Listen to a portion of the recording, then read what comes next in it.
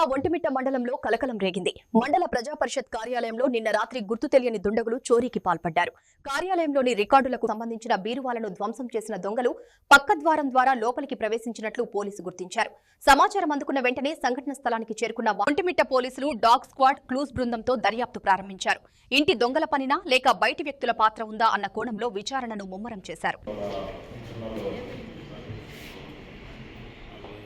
తెలియలేము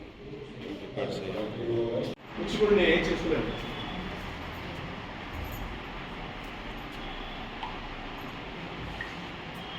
ఏదో తెలుసుకున్నారో